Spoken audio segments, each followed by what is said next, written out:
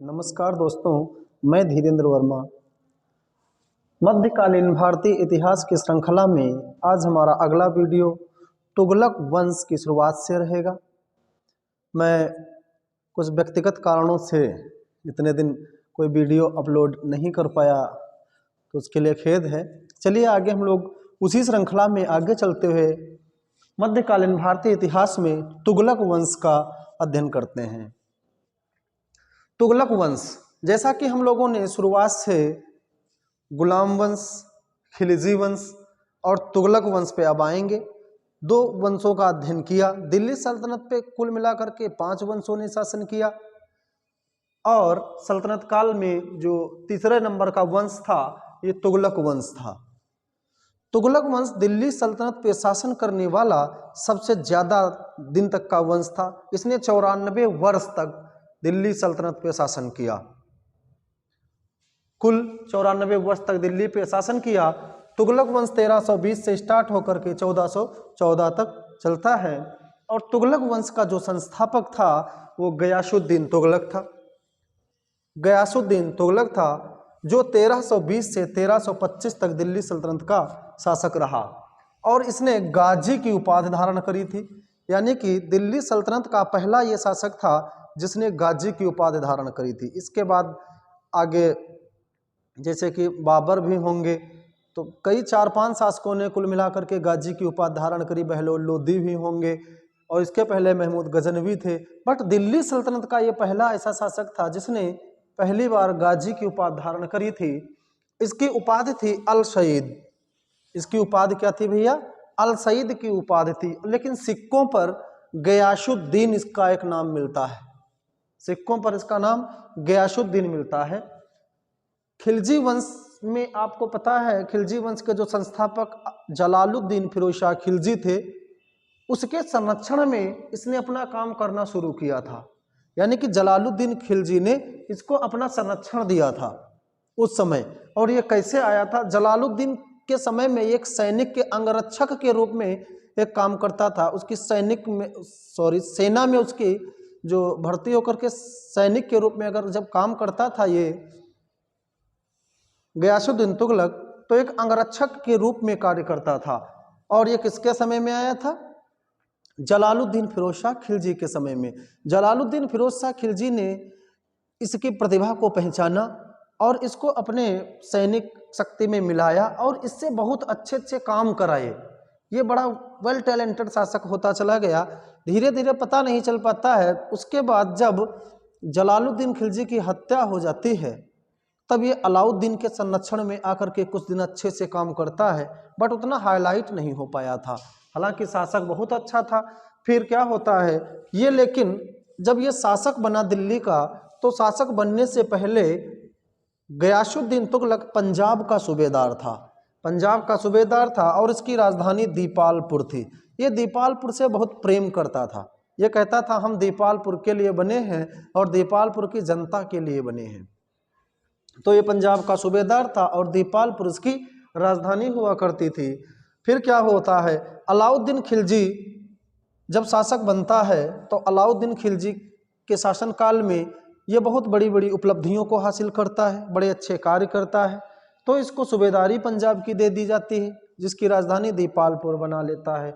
उसके बाद भैया होता यह है, जब नासरुद्दीन खुसरो शाह जो शासक होता है, खिलजी वंश का अंतिम शासक होता है, जिसके विरुद्ध नारे लगाए जाते हैं कि इस्लाम खतरे में है, वो अपने आप को इस्लाम का पैगंबर कहता है, क्योंकि वह एक हिंदू शासक हुआ था जो हिंदू धर्म से परिवर्तित होकर शासक बनने के लिए मुस्लिम बना था। क्योंकि आपको पता है अलाउद्दीन खिलजी के वंश का इस तरह से नाश हुआ था, मलिक काफूर ने कराया था या किया था, इस तरह से नाश किया था, उसके वंश का पूरा सर्वनाश हो गया था। कोई भी उसके वंश में नहीं बचा था जो आगे खिलजी वंश को बढ़ा सके या खिलजी वंश का उत्तराधिकारी बन सके। खुसरो शाह को जब मार दिया जाता है तो खुसरो शाह यही, तो उसके बाद खुसरो शाह जब मर जाता है या मार दिया जाता है, कत्ल कर दिया जाता है, तो दिल्ली के जो अमीर वर्ग के लोग होते थे तो वो राजा को बनाते थे और राजा को हटा देते थे। अमीर वर्ग का ज़्यादा बोलबाला रहता था। अमीर वर्ग का मतलब पैसे से नहीं था, अमीर वर्ग का मतलब था जिससे जो उलेमा वर्ग के या मुल्ला मौलवी टाइप में जो लोग रहते थे, और कुछ लोगों का संरक्षण रहता था, पैसे वाले लोगों का भी संरक्षण रहता था, तो वो लोग मिलकर के राजा को बनाते थे, हटा देते थे। तो यही अमीर वर्ग का था। तो इसके बाद जब गयासुद्दीन तुगलक से कहा गया कि आप शासन व्यवस्था देखिए, दिल्ली के आप राजा बनिए, तो अलाउद्दीन खिलजी जो थे इनके वंश में कोई नहीं बचा था। तो पता है गयासुद्दीन तुगलक ने क्या करा, इतना ईमानदार व्यक्ति था, इसने कहा, इसने देखिए साफ साफ कहा, इसने क्या कहा भैया कि अलाउद्दीन खिलजी की वंश की इसने जांच कराई, अगर कोई जीवित हो तो वह मुकुट उसको सौंप दे। यानी कि गयासुद्दीन तुगलक ने अलाउद्दीन खिलजी के पूरे वंश की जांच कराई, हो सकता है कहीं कोई उसका उत्तराधिकारी बचा हो, अगर बचा हो भाई तो हम उसको खिलजी वंश की बागडोर सौंप दें, आगे का अपना काम करें। इसके दरबार में जो दरबारी कवि थे वो थे अमीर खुसरो, और यह अमीर खुसरो को 1000 टंका प्रतिमाह वेतन देता था। 1000 टंका प्रतिमाह वेतन देता था। अमीर खुसरो की अंतिम जो रचना है तुगलक नामा, यह गयासुद्दीन तुगलक को ही समर्पित है। तुगलक नामा जो है वो गयासुद्दीन तुगलक को ही समर्पित है। हम लोग आगे देखेंगे। तो दीपालपुर की जनता ने कहा कि आप दिल्ली के शासक बन जाइए, तो इसने बड़ा कहा, अलाउद्दीन खिलजी और जलालुद्दीन खिलजी के बहुत गुण गाता था कि मैं जलालुद्दीन खिलजी ने हमको बनाया, जलालुद्दीन खिलजी की वजह से हम आज इस मुकाम पे हैं, हम आज बंगाल के सूबेदार हैं, दीपालपुर हमारी राजधानी है, हम जनता के हैं, जनता हमारी है। लेकिन मैं उनके स्ट्रगल में, यानी कि उनके संघर्ष के दिनों में, जलालुद्दीन खिलजी की बात कर रहा था, उनके संघर्ष के दिनों में मैं तलवार ले करके अपनी तरफ से युद्ध करने जाता था। मैंने बहुत सारे अभियान और विजय अभियान में उनके साथ रहा। और अलाउद्दीन खिलजी की बड़ी प्रशंसा करता है कि अलाउद्दीन खिलजी ने हमारी बुद्धि, हमारे दिमाग, हमारे विद्वता को पहचाना, मेरे अंदर के गुणों को पहचाना, और जिसकी अलाउद्दीन खिलजी की ये साम्राज्य पे फिर जाने के लिए अलाउद्दीन खिलजी की बहुत प्रशंसा करता है, भूरी भूरी प्रशंसा करता है, ऐसा इसके बारे में बताया गया है। फिर अलाउद्दीन खिलजी तो होते ही नहीं है, उसके बाद गयासुद्दीन तुगलक जब दिल्ली का शासक बनता है, तो पहले बताया कि गाजी की उपाधि धारण करता है। दिल्ली के शासन बनने के, जब शासक बन जाता है, दिल्ली के शासन पे अपनी सत्ता स्थापित करता है, उसके बाद एक नए वंश तुगलक वंश की स्थापना कर लेता है।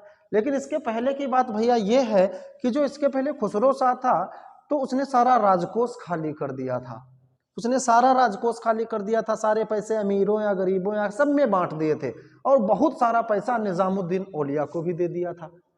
फिर जब गयासुद्दीन तुगलक शासक बनते हैं तो इनका राजकोष पूरा खाली हो चुका होता है, तो ये जनता से कहते हैं कि खुसरो शाह ने जितना पैसा बांटा था वो आप लोग सारा धन वापस कर दीजिए, तो हम उसको साम्राज्य के निर्माण में या साम्राज्य के या राज्य के अपने निर्माण कार्य में लगा सकें। तो सारी दिल्ली की जनता या उस समय की जितनी जनता थी, सब लोगों ने वो पैसे वापस कर दिए थे, बट निजामुद्दीन औलिया ने पैसे वापस नहीं करे थे। आप लोगों ने पढ़ा होगा कि दिल्ली सल्तनत का गयासुद्दीन तुगलक एकमात्र ऐसा शासक था जिसकी निजामुद्दीन औलिया से बिल्कुल कोई बात नहीं बनती थी। तो भैया यही रीजन था, तो यही रीजन था, इसीलिए बात नहीं बनती थी, क्योंकि गयासुद्दीन तुगलक ने खुसरो शाह के द्वारा दिया गया पैसा निजामुद्दीन औलिया से मांगा था, और निजामुद्दीन औलिया ने साफ मना कर दिया, मैं पैसा नहीं दे पाऊंगा। तो ये इन दोनों लोगों के बीच में मनमुटाव हो गया था। बात समझ में आ रही है? और एक और मनमुटाव का रीजन था, जब गयासुद्दीन तुगलक बंगाल अभियान के दौरान वहां पे व्यस्त था, तो उसको खबर मिली कि उसका लड़का उलूग खां, यानी कि मोहम्मद बिन तुगलक, MBT मोहम्मद बिन तुगलक निजामुद्दीन औलिया का शिष्य बन गया है। तो उसको वहां से बड़ी गुस्सा आई। एक तो भाई देखो, निजामुद्दीन औलिया की हमारी तो बिल्कुल बनती नहीं है, ऊपर से हमारे लड़के को उस निजामुद्दीन औलिया ने अपना शिष्य बना लिया है। तो उन्होंने वहां से संदेशा भिजवाया कि जब तक सुल्तान दिल्ली में आए तब तक निजामुद्दीन औलिया दिल्ली छोड़ के चले जाएं, हम उनको देखना नहीं चाहते हैं। तो निजामुद्दीन औलिया ने एक बात कही, हनूज ए दूरस्त दिल्ली, अर्थात दिल्ली अभी दूर है। उन्होंने उल्टा रिप्लाई में संदेश भिजवा दिया भैया कि सुल्तान से कहो जा करके पहले दिल्ली आए, तो दिल्ली अभी दूर है। और उनकी बात लग जाती है भाई, वो दिल्ली के बाहर ही ख़त्म हो जाते हैं और दिल्ली तक नहीं आ पाते हैं। तो निज़ामुद्दीन औलिया की और ख्याति बढ़ जाती है। आगे के हम लोग देखते हैं। हाँ, गयासुद्दीन तुगलक जब शासक बनता है तो खुतों और मुकदमों के अधिकारों को फिर से बहाल कर देता है। गयासुद्दीन तुगलक जब शासक बनता है तो खुतों और अखबारों को अधिकारों को, मुकदमे जो होते हैं, गयासुद्दीन तुगलक खुतों और मुकदमों के अधिकारों को फिर से बहाल कर देता है। फिर से बहाल कर देता है का मतलब ये था, अलाउद्दीन खिलजी ने जितने सारे टैक्स, जितने सारे कर लगाए थे, सबसे ज्यादा कर वसूलने वाला शासक अलाउद्दीन खिलजी था, उन सारे करों को इसने माफ कर दिया, हटा दिया, सारे करों को हटा दिया, सबको सबके भूमि के लिए अधिकार दे दिए। और भैया ये भी कहा, लगान लेना इसने बंद कर दिया। गयासुद्दीन तुगलक ने किसानों के लिए बड़े अच्छे कार्य किए थे, बहुत अच्छा शासक माना जाता है, ये न्याय प्रिय शासक माना जाता है गयासुद्दीन तुगलक। किसानों के लिए अच्छे कार्य किए। इसने कहा जिन किसानों के जमीन में फसल नहीं होती है उन किसानों को कर देने से मुक्ति दी जाएगी, उन किसानों को कोई टैक्स नहीं देना होगा, और जिन किसानों की जमीन में कोई भी फसल पैदा होती है या पैदावार होती है सिर्फ और सिर्फ उसी किसान को कर देना होगा। बाकी जिन किसानों के खेतों में कुछ पैदावार नहीं होती है उनके लिए कृषि के लिए नवीनतम कार्य कराए जाएंगे ताकि उनकी जमीन में पैदावार होने लगे। इतने अच्छे अच्छे कार्य किए। इसने किसानों के हित के लिए नहरों का निर्माण, पहली बार नहर का निर्माण कराया। यानी दिल्ली सल्तनत का यह पहला ऐसा शासक था जिसने कृषकों के हित के लिए नहर का निर्माण कराने वाला ये पहला शासक हुआ था। बात समझ में आई भैया? तो दिल्ली सल्तनत का पहला शासक था जिसने नहरों का भी निर्माण कराया था। बात समझ में आई भैया? और हाँ, ये बात समझ में आई जो खुसरो खां के द्वारा जो निजामुद्दीन औलिया को 5 लाख टंका दिया गया था, वही टंका 5 लाख रुपए मांगा था तो निजामुद्दीन औलिया ने मना कर दिया था। तो वही सारी इतनी बातें हो गई थी कि हनूज है दूरस्थ दिल्ली, दिल्ली अभी दूर है, जैसा कि मैंने आपको जस्ट 5 मिनट पहले बताया। क्लियर? जो तुगलक साम्राज्य था भैया वो 23 प्रांतों में विभाजित था। कितने प्रांतों में विभाजित था? 23 प्रांतों में विभाजित था। और एक इनके बारे में बड़ी अच्छी बात मिलती है भैया, अमीर खुसरो कहते हैं, अमीर खुसरो इनके बारे में एक बात बहुत अच्छी कहते हैं कि गयासुद्दीन तुगलक 100 पंडितों का शिरोवस्त्र अपने राजमुकुट के नीचे धारण करता था। उसने कुछ भी वैसा नहीं किया जो विवेक एवं बुद्धि से परिपूर्ण ना हो। तुगलकनामा में ये बात अमीर खुसरो ने कही है। अमीर खुसरो की रचना तुगलकनामा अंतिम रचना मानी जाती है जो इन्होंने गयासुद्दीन तुगलक को समर्पित करी है। तुगलक वंश के संस्थापक जो थे उन्होंने उसमें साफ साफ लिखा है कि गयासुद्दीन तुगलक 100 पंडितों का शिरोवस्त्र अपने मुकुट के नीचे धारण करता था। उसने कभी कुछ भी वैसा नहीं किया जो विवेक एवं बुद्धि से परिपूर्ण ना हो। अमीर खुसरो ने ये बात कही। इसका भैया बात समझ में ये आए कि ये जो तुगलक वंश का जो शासक था गयासुद्दीन तुगलक बहुत न्याय प्रिय भैया शासक था। इतनी अच्छी इसकी न्याय व्यवस्था रहती थी, इसने किसी को दंड देने पे प्रतिबंध लगा दिया। इसने कहा किसी को दंड नहीं दिया जाएगा, किसी को मृत्युदंड नहीं दिया जाएगा, सबको समझा करके बातचीत से फैसला कर लिया जाएगा। बात समझ में आई? और इसकी न्यायप्रियता इतनी अच्छी थी कि भेड़ भी भेड़ की तरफ मतलब एक अच्छी दृष्टि से देखता था। यानी कि शेर और हिरण इसके साम्राज्य में एक घाट का पानी पीते थे, ऐसा जियाउद्दीन बर्नी कहते हैं। बात समझ में आई? आगे जियाउद्दीन बर्नी एक और बात कहते हैं, जब इसको शासक बनने के लिए फोर्स किया गया तो इसने दीपालपुर की जनता से और दिल्ली की जनता से एक बात कही कि मेरा धनुष बाण ही मेरा सिंहासन है। इसने कहा कि मेरा धनुष बाण ही मेरा सिंहासन है। क्यों? और कहा कि मेरी तलवार मंगोलों के सिरों के लिए बनी है। आप लोग दिल्ली की सल्तनत पे दिल्ली के लिए कोई अच्छे शासक को ढूंढिए और हम आप लोगों की रक्षा ऐसे ही करते रहेंगे। हमारी जो तलवार है ये मंगोलों के सिरों के लिए बनी है, क्योंकि मेरा धनुष बाण ही मेरा सिंहासन है। ऐसी ये बात कहा करता था। नहरों का निर्माण गयासुद्दीन तुगलक ने कराया। बटाई पद्धति की शुरुआत कराई थी। गयासुद्दीन तुगलक ने बटाई पद्धति की भी शुरुआत कराई थी भैया। और गयासुद्दीन तुगलक ने रस्मो मियान एक नीति अपनाई थी। गयासुद्दीन तुगलक ने रस्मो मियान एक नीति अपनाई थी। रस्मो मियान नीति क्या थी? एक मध्यपंथी नीति थी। मतलब कुछ लोग जैसे गर्म दल के, कुछ नरम दल के, यानी कि कुछ लड़ाई झगड़ा करने वाले, कुछ शांतिप्रिय रहने वाले होते थे। तो उनके बीच इसने रस्मो मियान एक नीति अपनाई कि बातचीत कर करके कोई बिना लड़ाई बिना झगड़ा करने के बावजूद ऐसा कोई मतलब ना होने पाए कि लड़ाई झगड़ा हो, ऐसी बात ना बनने पाए। तो ये बातचीत करने के लिए एक तरीका निकाला बीच में, इसीलिए उस तरीके को या उस नीति को रस्मो मियान कहा गया। एक इसने नीति अपनाई थी उग्रवादी और उदारवादियों के बीच की नीति कि लड़ाई झगड़ा से बिना काम हो जाए और लड़ाई झगड़ा भी ना हो। ठीक है, डाक व्यवस्था को संगठित करने का श्रेय गयासुद्दीन तुगलक को जाता है।